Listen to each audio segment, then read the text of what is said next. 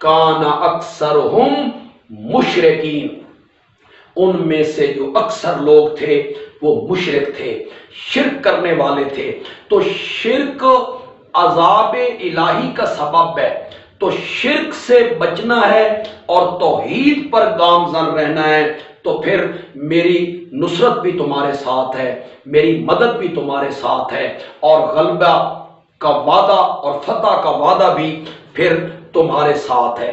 چنانچہ یہ جو آیت نمبر 40 ہے، 41 ہے، 42 ہے، جہاں ذکر کیا گیا کہ ہم نے پہلی قوموں کو تباہ کیا اور اس کی وجہ شرک تھا، تو یہ تخویف دنیاویہ بھی ہو گئی، یعنی اللہ تعالیٰ نے اس میں ڈراوا سنایا ہے۔ چنانچہ آیت نمبر 52 میں اللہ نے دلائل کے بیان کرنے کے بعد 13 دلیلیں اللہ نے دی ہیں، 1 2 3 نہیں، 13 دلائل اللہ نے، اور دلائل بھی عقلی اللہ نے اس بات پر پیش کیے کہ اس کائنات میں میرے سوا الہ اور معبود بننے کے لائق کوئی نہیں، لہذا برکات دہندہ سمجھ کر پکار کرنی ہے تو صرف میری ہی پکار کرنی ہے۔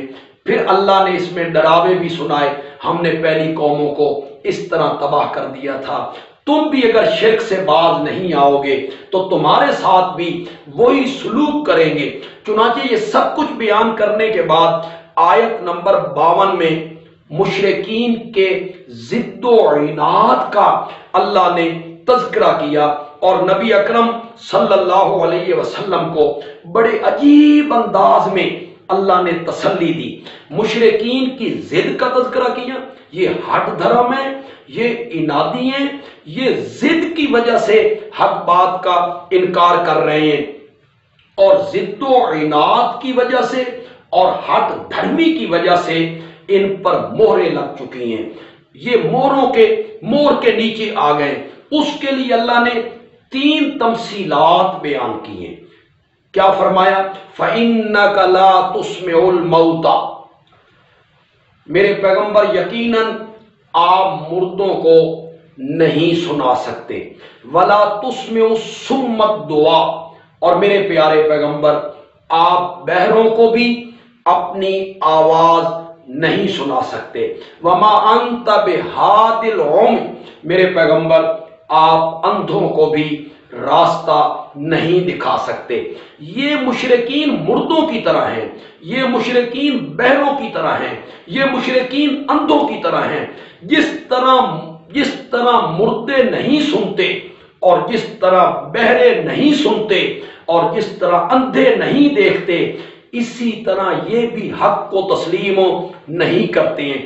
یہ مشرکین کی ضد و عناد کو، ان کی دھڑے بندی کو، ان کی ہٹ دھرمی کو اور ان کی دشمنی کو اللہ بیان کرنا چاہتے ہیں اور اپنے نبی کو تسلی دینا چاہتے ہیں۔ میرے پیارے، آپ کی تبلیغ میں کوئی قصور نہیں ہے، دلائل میں کوئی قصور نہیں ہے، آپ کے بیان کے انداز میں کوئی قصور نہیں ہے، آپ نے تو ہر طریقہ استعمال کر لیا ہے ان کو سمجھانے کا، لیکن کیا مردے سنتے ہیں؟ کیا بہرے سنتے ہیں؟ کیا اندھے دیکھ سکتے ہیں؟ جس طرح اندھے دیکھ نہیں سکتے اور مردے سن نہیں سکتے اور بہرے سن نہیں سکتے، اسی طرح یہ مشرک بھی آپ کی بات کو اور آپ کی دعوت کو تسلیم نہیں کرتے۔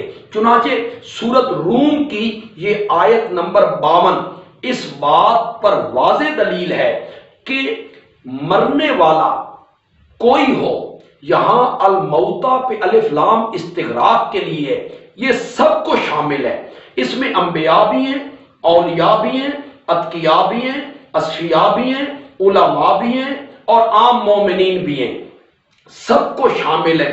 اس آیت نے اس بات کو ثابت کیا کہ مرنے والا، اس دنیا سے چلا جانے والا، اس دنیا والوں کی کوئی آواز سننے کی صلاحیت نہیں رکھتا، نہ سلام، نہ کلام، نہ پیغام۔ چنانچہ یہ آیت جو ہے عدم سماع موتا پر، یعنی مردوں کے نہ سننے پر، یہ آیت سب سے پہلے میری ماں ام المومنین حضرت سیدہ عائشہ صدیقہ رضی اللہ تعالی عنہا نے پیش کی تھی۔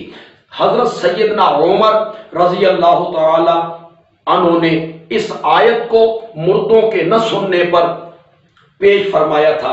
امام اعظم امام ابو حنیفہ رحمت اللہ علیہ نے اس آیت کو مردوں کے نہ سننے پر بطور دلیل پیش کیا تھا، اور مفتی اعظم دیوبند حضرت مولانا مفتی عزیز الرحمان رحمت اللہ علیہ نے فتاوی دارالعلوم میں انہوں نے لکھا کہ یہ آیت مردوں کے نہ سننے پر نص قطعی ہے، یہ مفتی اعظم دیوبند نے کہا۔ تو اس آیت سے یہ بات ثابت ہوئی کہ جو اس دنیا سے رخصت ہو جاتا ہے، جو موت کا جام پی لیتا ہے، چاہے وہ کوئی ہو، وہ دنیا والوں کی کوئی بات، کلام، پیغام، سلام، پکار سننے کی صلاحیت نہیں رکھتا۔ وما علینا الا البلاغ المبین۔